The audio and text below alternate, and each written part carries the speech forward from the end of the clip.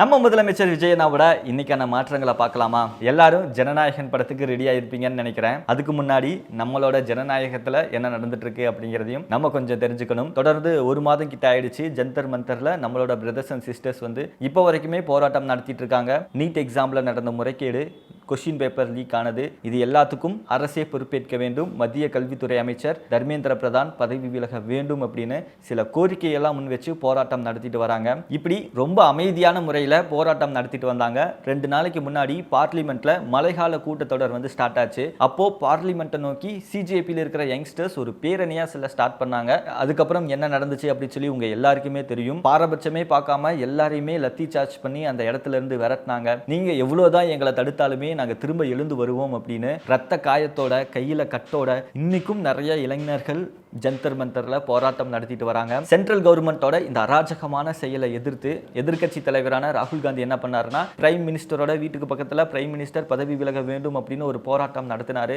அவரை குண்டு கட்டாயமா போலீசார்கள் வந்து அரெஸ்ட் பண்ணாங்க. அவரை அரெஸ்ட் பண்ணதுக்கு நம்ம சிஎம் விஜய் அண்ணா கூட கண்டனம் தெரிவிச்சிருந்தாரு. விஜய் அண்ணா ஒரு அறிக்கை வெளியிட்டிருந்தாரு. அதுல அவர் என்ன குறிப்பிட்டு சொல்லியிருக்காரு அப்படின்னா, இந்த நீட் எக்ஸாமை கம்ப்ளீட்டா தடை பண்றதா டிபிகே கவர்மெண்டோட ஒரு குறிக்கோளா இருக்கு. மற்ற கட்சி மாதிரி நாங்க பொய்யான வாக்குறுதிகள் எல்லாம் கொடுக்க மாட்டோம். கண்டிப்பா நீட்டை ரத்து பண்ணுவோம். இந்த நீட்டை ரத்து பண்றதுக்கு என்ன வழி இருக்கு அப்படின்னா, நம்ம கல்வியை மாநில பட்டியலுக்கு கொண்டு வர்றதா ஒரே ஒரு வழியா இருக்கு. அதை கூடிய சீக்கிரம் நாங்க நிறைவேற்றுவோம்னு சொல்லியிருக்காரு. இப்போ வரைக்குமே ஜந்தர் மந்தர்ல நீதிக்காக பல இளைஞர்கள் போராடிக்கிட்டு இருக்காங்க. அண்ட் இன்னொரு பக்கம் மனிதநேயமிக்க சில செயல்கள் எல்லாம் பார்த்தேன். பார்க்கும்போது ரொம்ப நிகழ்ச்சியா இருந்துச்சு. அங்க போராடிட்டு இருக்கிற நம்மளோட பிரதர்ஸ் அண்ட் சிஸ்டர்ஸ் வந்து ரொம்ப பசியோட இருப்பாங்க. அவங்க வந்து பசியோட இருக்கக்கூடாது அப்படின்னு சொல்லி இந்தியாவில் இருக்கிற பல்வேறு இடங்கள்ல அவங்க யாரு என்னன்னே தெரியல, எல்லாருமே ஜந்தர் மந்தருக்கு ஸ்விக்கி ஜொமேட்டோ மூலமா சாப்பாடு அனுப்பி வச்சிட்டு இருக்காங்க. இந்த சாப்பாடு யாருக்கு கொடுக்கணும் அப்படிங்கிற பேரெல்லாம் வந்து மென்ஷன் பண்ணல. அதுல என்ன மென்ஷன் பண்ணிருக்கு அப்படின்னா, அங்க யாராவது பசியோட இருந்தாங்க அப்படின்னா அவங்களுக்கு இந்த சாப்பாடை கொடுத்துருங்க அப்படின்னு ஒரு நோட்ஸ் மட்டும் அனுப்பி அதை சென்ட் பண்ணிட்டு இருக்காங்க. நீங்க நினைக்கலாம், ஒருத்தர் 2 பேர் அப்படி அனுப்பி இருக்காங்களா அப்படின்னு.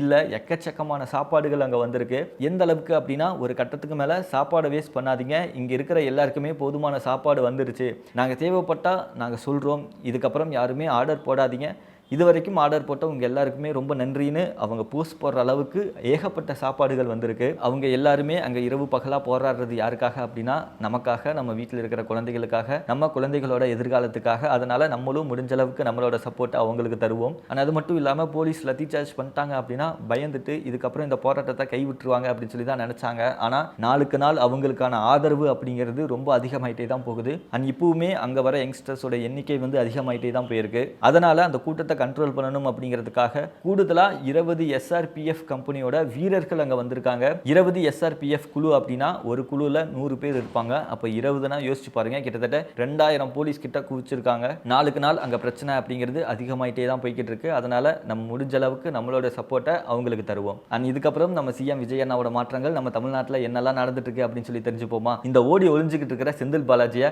எப்படியாவது அரெஸ்ட் பண்ணியே ஆகணும் அப்படின்னு சொல்லி போலீஸார்கள் எல்லாருமே ரொம்ப தீவிரமா தேடிக்கிட்டு இருக்காங்க. ஆனால் இந்த விஷயம் தெரிஞ்சு செந்தில் பாலாஜி அவர்கள் வந்து ரொம்ப உஷாராயிட்டாருன்னு நினைக்கிறேன். அவர் என்ன சொல்லியிருக்காரு அப்படின்னா, உங்கள் எல்லாருக்குமே தெரியும், டிவிகேவோட எம்எல்ஏ ஒரு 10-15 பேரை தூக்கிறதுக்கு பிளான் போட்டது, அதை எக்ஸிக்யூட் பண்ணது, இதை எல்லாருமே செந்தில் பாலாஜி அண்ட் டீம் தான் அப்படிங்கிறத இதுக்கு முன்னாடி அரெஸ்ட் பண்ண ஒரு 12 பேர் ஒரு வாக்கு மூலமாக கொடுத்துருக்காங்க.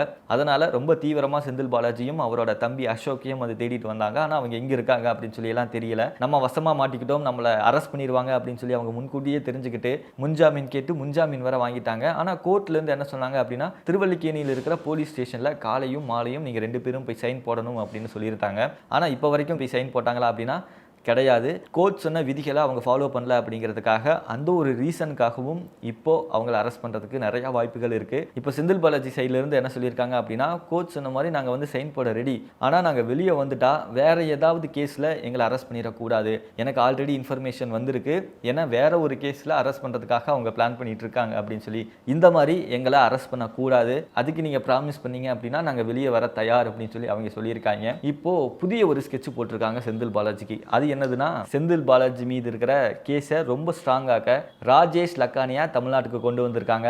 யார் இந்த ராஜேஷ் லக்கானி அப்படின்னு சொல்லி கேட்டிங்கன்னா, செந்தில் பாலாஜி அவர்கள் மின்சாரத்துறையில் அமைச்சராக இருந்தார் இல்லையா, அப்போ இந்த மின்சாரத்துறைக்கு செயலாளராக இருந்தவர் தான் இந்த ராஜேஷ் லக்கானி. இந்த ராஜேஷ் லக்கானி அதுக்கப்புறம் வந்து சென்ட்ரல் கவர்மெண்ட்ல ஒரு பதவி கிடைச்சு அதுக்கப்புறம் அவர் அங்கே போயிட்டாரு. இப்போ அவரை திரும்ப தமிழ்நாட்டுக்கு வர வச்சிருக்காங்க. இந்த டிரான்ஸ்ஃபார்மர் வாங்குறதுல ஊழல் எல்லாம் பண்ணார் இல்லையா செந்தில் பாலாஜி, இதுக்கான எல்லா இன்ஃபர்மேஷனுமே ராஜேஷ் லக்கானிக்கு ரொம்ப தெளிவாக தெரியும். அதனால அவர் என்ன மாதிரி ஊழல் எல்லாம் பண்ணியிருக்காரு, இந்த ஊழல் தான் பண்ணியிருக்காரா, இன்னும் இதையும் தாண்டி வேற ஏதாவது பண்ணியிருக்காரா அப்படிங்கிற எல்லா இன்ஃபர்மேஷனுமே ராஜேஷ் லக்கானி மூலமா அந்த இன்ஃபர்மேஷனை எல்லாத்தையுமே கலெக்ட் பண்ண போறாங்க. ஆனா இந்த ராஜேஷ் லக்கானி வந்து எல்லா உண்மையும் சொல்லுவாரா அப்படின்னு சொல்லி யோசிச்சிங்க அப்படின்னா கண்டிப்பா சொல்லுவாரு. ஏன்னா அவருக்கு பெரிய ஒரு ஆஃபரை டிவிகே கவர்மெண்ட் வந்து கொடுத்துருக்காங்க. அவரு இதுக்கு ஒத்துழைச்சாரு அப்படின்னா அவரு தான் விஜய் அண்ணாவோட தலைமை செயலாளராக இருப்பாரு. அந்த தலைமை செயலாளர் பதவி உங்களுக்கு தான் அப்படின்னு சொல்லி ஒரு பெரிய ஆஃபரை கொடுத்துருக்காங்க. இது இந்த கேஸுக்கு எவ்வளோ ஸ்ட்ராங்காக இருக்க போகுது அப்படிங்கிறதான் வெயிட் பண்ணி பார்க்கணும். ஆனால் எனக்கு தெரிஞ்ச அவர் தலைமறைவாக இருக்கிறதே ரொம்ப நல்லதுன்னு நினைக்கிற செந்தில் பாலாஜி தப்பி தவறி ஏதாவது வெளியே வந்துட்டாரு அப்படின்னா கமுக்கமாக பிடிச்சி உள்ள தள்ளிடுவாங்க.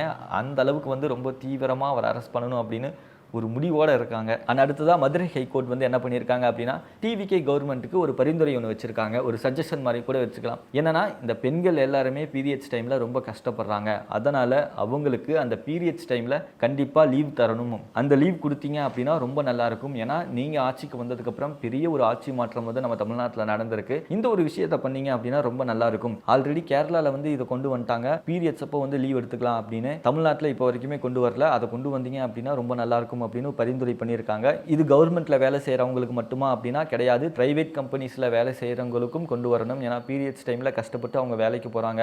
அவ்வளோ கடுமையான வழியிலையும் அவங்க வந்து வேலை பார்க்குறாங்க. அது ரொம்ப கஷ்டம். அதனால லீவ் தரது மட்டும் இல்லாம ஊதியத்துடன் கூடிய லீவ் கொடுத்தாங்க அப்படின்னா ரொம்ப நல்லா இருக்கும். இதை சிஎம் விஜய் அண்ணாக்கு ஒரு சஜஷனா ஒரு பரிந்துரை பண்ணியிருக்காங்க. இது கூடிய சீக்கிரம் நிறைவேற்றினாங்க அப்படின்னா ரொம்ப நல்லா இருக்கும். அடுத்ததா விளாத்திக்குளமோட எம்எல்ஏ மார்க் கண்டையன் அவர்கள் ரீசெண்டா ஒரு பொதுக்கூட்டத்தில் அசம்பிளியில விஜய் அண்ணாவோட எலும்பு உடைப்பேன் அப்படின்னு சொல்லி ஒரு சர்ச்சைக்குள்ளான ஒரு அவதூறா ஒரு பேச்சு பேசினாரு. அதுக்கு இப்போ தக்க தண்டனை அவர் அனுபவிச்சுட்டு இருக்காரு. அவரை அரெஸ்ட் பண்ணி கோர்ட்ல போய் ஆஜர்படுத்தினாங்க. ஸோ கோர்ட் என்ன தீர்ப்பு கொடுத்துச்சு அப்படின்னா அவரை 15 நாள் சிறையில் அடிக்கணும் அப்படின்ட்டாங்க. அதை தொடர்ந்து அவர் பாளையங்கோட்டையில் இருக்கிற ஜெயிலில் வந்து இருக்காரு. இன்னைக்கு அவருக்கு முன்ஜாமீன் கேட்டு கோர்ட்டுக்கு வந்து போனாங்க. கோர்ட்டு வந்து அவருக்கு முன்ஜாமீன் எல்லாம் தர முடியாது அப்படின்னு சொல்லி தள்ளுபடி பண்ணிட்டாங்க. அதனால அவர் இன்னும் ஜெயிலில் தான் இருக்க போறாரு. அடுத்ததா சென்னை மெரினால 78.40 லட்சம் மதிப்பிலான ஏசி பஸ் ஸ்டாண்ட் வந்து அமைக்க போறாங்க. மெரினா பீச் நம்ம எல்லாருக்குமே தெரியும். நிறைய மக்கள் அங்கே வந்துகிட்டே இருக்காங்க தினந்தோறும். அதனால ஒரு ஏசி பஸ் ஸ்டாப் வந்து அமைக்க பிளான் பண்ணியிருக்காங்க. ப்ராப்பரான சீட்டிங் அரேஞ்ச்மெண்ட்டோட சார்ஜிங் ஃபெசிலிட்டிஸோட அந்த ஏசி பஸ் ஸ்டாண்ட் வந்து அமைக்க போகிறாங்க. ஏன்னா இந்த குளிர்சாதனம் அப்படிங்கிறது ரொம்ப ஆடம்பரமெல்லாம் கிடையாது. இது ரொம்ப அத்தியாவசியமான ஒன்று அப்படிங்கிறதுனால தான் விஜய் அண்ணாவே நிறைய ஏசி எலக்ட்ரிக் பஸ்ஸை ஃபியூச்சரில் வாங்குறதுக்காக வந்து பிளான் பண்ணியிருக்காரு. அதனால் எனக்கு தெரிஞ்சு நிறைய இடங்களில் இந்த பஸ் ஸ்டாண்டை ஏசி பஸ் ஸ்டாண்டாக மாற்றுவாங்கன்னு நினைக்கிறேன். அது ஆல்ரெடி போன ஆட்சிலேயே கொளத்தூரில் பெரம்பூர்லாம் வந்து ஏசி பஸ் ஸ்டாண்ட் வந்து கொடுத்துருந்தாங்க.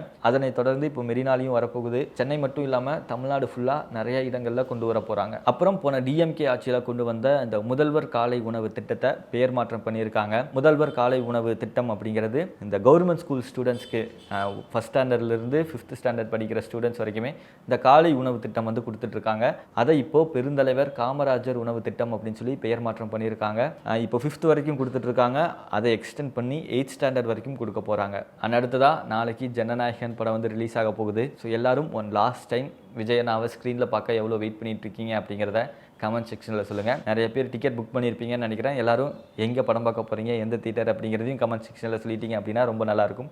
நாளைக்கான விஷயங்களை தெரிஞ்சுக்க மறக்காமல் விஜய் வசந்தை சப்ஸ்கிரைப் பண்ணிக்கோங்க.